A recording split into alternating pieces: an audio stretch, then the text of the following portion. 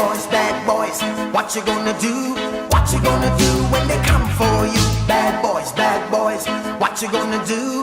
What you gonna do when they come for you? This is the Easy Saliva 2 test device that we're using for oral fluid testing. What it does is it detects several different drugs in a person's system. So what we would do is simply remove this part of the device, and what we do is we put this right below the person's tongue that we're testing. It stays there for about 5 minutes. It's going to soak up the saliva in the person's system, and then once it's done, we take it out, we put the tubes back into this ampule here, and we'll snap them closed.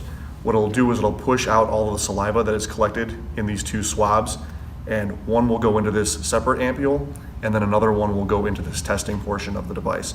So this ampule on this side can be tested later at a lab. This testing on this side will give us immediate results within about 5 minutes of when we put. How does the product help you do your job better? How does it personally impact you? All right. Well, we only tested the product, so we haven't formally, theoretically, we've used it, but not in the sense that we use our preliminary alcohol screening devices, But I can tell you, if this device does what it's supposed to do, which I believe it does, and it can be utilized either preliminary for like a preliminary drug device, or as an actual chemical testing device that will be accepted by the court, then I can tell you what the impact it could have. If that's kind of how I can go with this. That'd be great. Okay, so like I just talked about, the device would be beneficial in the sense that it would be like a one-stop shop. The device, because it can detect alcohol and multiple drug categories, this could technically eliminate the need for a preliminary alcohol screening device and or an evidentiary chemical breath test device. So you'd have one device that could do it all. And the advantages of that would be because the preliminary alcohol screening device, or a PAS, or a chemical breath test machine, they require batteries, they require a certain container, they require somebody to calibrate the machines. So a lot goes into it. The advantage of your device is the fact that we would not require charging, it would not require batteries, it would not require special storage or a storage case. It would not require weekly, bi-weekly, monthly, semi-annually, or yearly calibration, which would mean that we would not have to assign personnel to be required to conduct to basically conduct those calibrations. What also that transitions to is because we would not have to have personnel conducting calibration, that means they would not be on call for court. The officer right now, I know when I work traffic, the officer we have assigned to conduct calibrations, he is constantly on call for court for preliminary hearings or trials to testify, obviously, about the machine and what he did to make sure the machine was accurate. So, we could eliminate that. That's huge. Yeah. The other advantage, obviously, is that this device can theoretically be discarded after use. We could throw it away unless, of course, we're going to book it for evidentiary purposes. I know that there's the test strips, I believe, the saliva test strips that could potentially be what needs to be booked. But I think just from my 27 to 28 years of experience in law enforcement, I know how our judicial system works. And I know how shitty defense attorneys are. They do what that's just what they do. They would probably want the entire, I think it'd be safer just to book your guys, if we use it for evidentiary purposes, to book the entire, device with test strips. So that way, if they subpoena it or they want access to it, go, here's what we use, here's the whole thing. You want to test, you want to do your independent testing, then do it, rather than giving them a tool to say, hey, we have the test strip, but we don't have the device they use anymore because they discarded it. If you see where I'm going with this. So, but booking the device is simple. It's not a big deal. The fact is, it can be booked we're not going to need it again because we have a new one, you know. So big deal. Booking a device is easy. Booking evidence doesn't take that long. Another advantage of this is training purposes. I mean, to train an officer on the chemical testing in the PAS machine, we're looking at 4 to 8 hours to get them certified. Whereas with your device, it can be done probably within 5 minutes. Yeah. So, Say 20 to be safe, but yeah. yeah, you know, but then that's a big difference. Also, the advantage too is that with your device, it can be used quickly to prove or exonerate drug usage. So this would allow the officer or the investigator to return to service and basically go back to conducting a separate investigation, or for the officers in the field to be able to handle priority calls for service. So they could go into service a lot faster.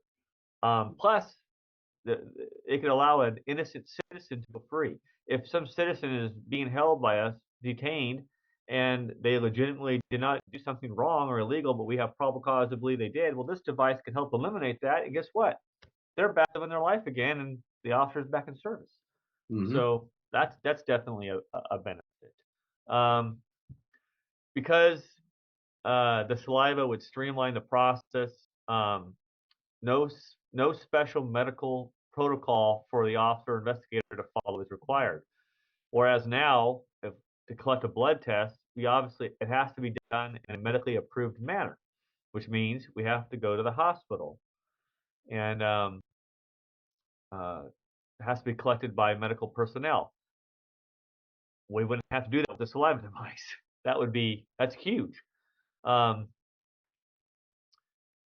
uh, And also, we wouldn't have to get a urine sample. I mean, getting a urine sample is just gross, and it's a very unpleasant process when you have to collect urine. So if we can avoid that completely, that's a huge win for the officer side, and quite frankly for the suspect side too, because then they don't have to, they don't want to pee in front of somebody, but it's just a gross process.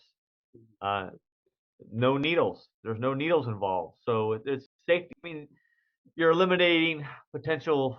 Let's face the facts. I mean, normally with your device, you're going to need cooperative persons, and so if people cooperate, then we can utilize your device. If they're not going to cooperate, then of course we're going to have to go the way of blood, or maybe, I mean, in theory, in theory, I guess we could use your device for a forced saliva sample. I mean, how you would do that, I have some ideas, but but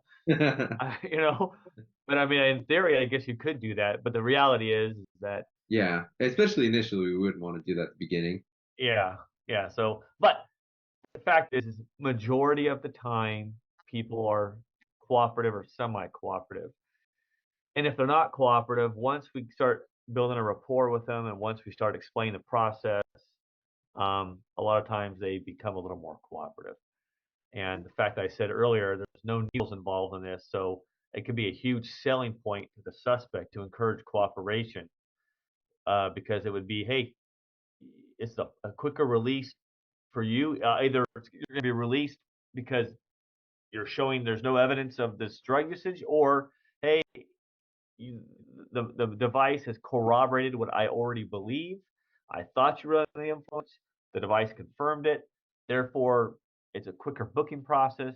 Now we don't have to go to the hospital and wait. I mean, sometimes officers have to wait 1 to 3 hours or even longer to get a blood sample. So now the suspect's sitting at the hospital. He wants to get to jail and start the booking process so he can get the hell out of jail. The Yeah. officer's tied up now for 1, 2, 3, 4 hours or longer sometimes, waiting for a guy, for a nurse to become available to get a sample. So obviously, you can see the advantage of your device is that they get booked quicker, and the officer goes back in service faster. Yeah. The device can obviously save the officers, investigators lots of time, by not having to transport them to the hospital, which I already mentioned, waiting for medical personnel to be available to obtain the sample. And of course, like I said, police personnel can go into service a lot faster and be available for priority service calls. it only takes minutes to obtain a saliva sample in the field, and then the suspect can be booked straight to jail. So just the potential of what this device could do, it would just save everyone so much time, so much headache, and it could definitely be help for officer safety purposes. Last thing I want to do is deal with needles. So if we can avoid the needle and if we can just avoid the needle, period, why not? Mhm. So that's basically the gist of it. Thank you. That's really helpful. I've got a question real quick. Yeah. I talked to an officer here in Texas last week, and he was like, yeah, well, our state law doesn't allow us to force anything like this, so I don't know if we'd be able to use it very much. You've kind of mentioned this, but I want to hear kind of how you explain it. So I'm not sure what the entire country is covered under the same law of the land, like the Constitution, right? Yeah. We all have to follow Fourth Amendment. We have to lawfully seize evidence from people, and we have to have a search warrant to seize that unless it falls under one of the exigencies. So I'm not sure where he's going with it, other than most people consent, right? And Yeah. if not, if we can articulate an exigency, then we can do it. But it's not that hard by the search warrant. So I'm not sure why they couldn't, because your device, honestly, is going to be for pretty much cooperative people. Yeah. So I'm not really sure why they couldn't use the device. And if that's their protocol, okay. Well, if you guys are writing search warrants for every single chemical withdrawal, whether it's blood or breath or both, then why couldn't you do it for this device? Right. If you're already doing it for that, what's the difference? Yeah. I hope that helps you. Other than this is a lot faster. Yeah, a lot. Yeah, exactly. Like I explained earlier, and the advantage of that. Can I ask, you were talking about so legally defensible. I mean, so you guys have tested it and you're like, well, if this is going to work, then it's going to give me all these advantages. But what would we need to do to make sure that we can make this work? Like, what are the steps we need to go through? Well, and Nate may be aware of it, but there's the Kelly Fry standard, and there are some other, and I'm not an attorney, but from my experience, there are some other standards that the evidence has to fall. Like, I don't know if it's Title 17, maybe it's Title 17. The Daubert, do you know that one? I've heard of that one, but it has to fall under certain protocols for the court to accept it as legitimate evidence. I mean, are you aware of the nystagmus examinations? When we do the eye examinations, that was challenged in court years ago, but it's accepted now. Obviously, blood was at one time, urine was at one time, and now it's all accepted. So Right. you guys are basically, for your device, is going to have to fall under that same type of standard. And the only way really to do that is to utilize it and then get it challenged and get it into the courtroom, But it's gonna require, and I don't know what kind of legal team you have or what you have, basically someone to come in, and as long as it's remember, it has to be collected in a trained person needs to collect it. It needs to be consistently the same every time. Whatever your protocol is at this point, whether you have to have gloves on when you do it, you have to have a face mask. I don't know, a face mask when you do it. That way I could see an attorney going, "Were you wearing a face mask when you collected my saliva? Because your saliva got mixed in with their saliva." You know what I mean? Stupid things like that you got to think about with these attorneys. Yeah. But really, it's just going to come down to it getting into a courtroom. I mean, I don't know if that helps you or not, but Yeah, it does actually. We've shown this to a lot of defense attorneys, and one of them, I won't forget, he was like, when you bring this out, I'm going to retire. Oh, really? Yeah, he's like, this is where I make most of my money, and how am I supposed to defend against that? Yeah. Well, good. That's a good sign. And Obviously, they'll try and poke holes, but there's not a whole lot of holes that you can poke in this device. especially now that almost every police officer has body cam on Yep. now, right? Like everybody has it. A lot of them, yeah, A lot of them, almost all of them. a lot of them. Like, I'd say majority, because it's expensive. So your smaller agencies probably won't, but your bigger ones will. Yeah. But this was made for drug testing and chain of custody where nobody can tamper with it. It locks completely when it's down, Yep. down, that kind of stuff. So this was made for court, and we've shown it to judges, and everyone said, I can't approve it until it actually gets into court. Yep. But if it were in my court, as it is right now, yeah, that's a no-brainer. As long as you have a team, because once it gets established, once you get a court to rule on it and accept it, and maybe it goes through the appeals to one of the appeal court. You know what I mean? Who knows how high it goes? But once Yeah. it becomes like, hey, as long as it's done A, B, C, D, and they do it this way, then it's acceptable evidence. You know? Mhm. Yeah. And we've got that. We've got the best tox attorney in the country, and we've got one of the chief executive scientists at Quest that retired is now our lab director. So he's testified in court a bunch of times for Quest. That's excellent. Mhm. So, but it has to be, because I can tell you from my experience, you're gonna have to have, like, in your training. I'm sure you have your training squared away. Yeah, but and it we'll has refine it. it has to be consistent and the same for every single person. You know, no changes, and it has to be documented in the report. Like, this is how I accomplished the test. That way, they can go, okay, when he's gonna get challenged on the stand. Mhm. Yeah, you followed A, B, C, D, E. I did A, B, C, D, and he testified to that under oath. Mhm. Okay, and then of course they'll still challenge it, and your people will come in maybe until it reaches that level where it's established. Yeah. You know what I mean? Then Mhm. then it wouldn't matter anymore Yeah. Mhm. until some attorney makes some new challenge. Right. Exactly. It's going to be hard to challenge with the second test, right? And then, Exactly. That's the big thing with it is you wouldn't want to use it in court with just the screen. That wouldn't be enough to book somebody, but if you use the screen and the confirmation and it's locked and chain of custody is totally taken care of, which it is, we use our software and we track everything that's done. Then there's really hardly anything they can go against it. Now, when you say that, so you have two different tests then, or is it just one? They have to do phase 1 and phase 2 for it to be a successful test, or what No, do you so remember this is the dual swab, so Yeah. they take it out, and then it immediately, they get the two samples, you put it back in. This one shows up immediately. They get Oh, positive. yeah. I see. And Your then- lab has to confirm it. Yeah, That's so what our lab will get that second part. so let me ask a question on that, just because I'm new here. So the chain of custody thing, I heard Julie say that you guys have a mail the sample. Is that legally permissible for chain of custody? Yeah, Well, well, we were doing that. We were, just because we were in the testing phase process, we were trying to help you out, yeah, and so we were sealing it. We were getting an initial test result, which you could theoretically, it's basically like a preliminary alcohol screen test, Right. except this is a preliminary alcohol drug test.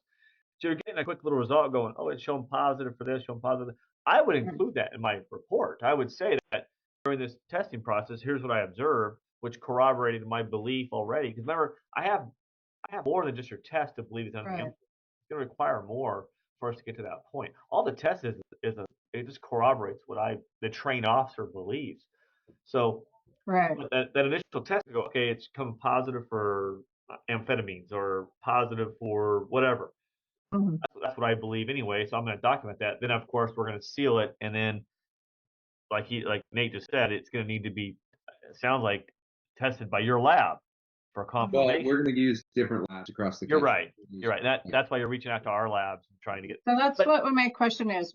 If it was a lab near you, for chain of custody, would it have to be like driven in? So no, you don't have to worry about it because it locks. And then we Right. can also, we could, if we needed to, we could even add a seal at the top. Okay.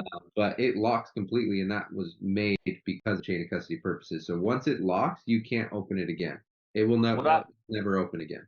My suggestion is, and I agree with you. My suggestion is, just because I know the way the system works, Yeah. what you just said, I would add a seal that whoever the person who seals it, it's sealed and they put their initials on it, you know? Yeah. That way, if it's ever, when they, and then whoever the lab gets it, they document, I received it in such manner, it was sealed with initials, you know? What, does he have to physically receive it or can it be mailed is my question. No, I think it could be mailed. I think as long as, because here's why I say that. When we book our blood test, for example, when we get a blood test at the hospital, so we get a kit from the hospital, and then the officer breaks the seal, and he documents in the report. You know, I, officer so and so, obtained a blood sample or a blood kit from Kern Medical. Upon receiving it, I looked at it, saw that the kit was sealed. I then broke the seal. I opened the kit. I observed the following contents inside, which corroborates what's supposed to be inside. I then gave the blood vial to the nurse.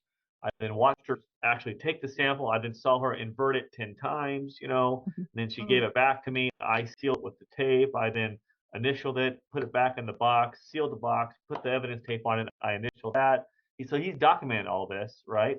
And then we're booking that in our property room. So we're documenting that. But then in theory, it gets booked into a property room and then it gets transported out, so either picked up or mailed.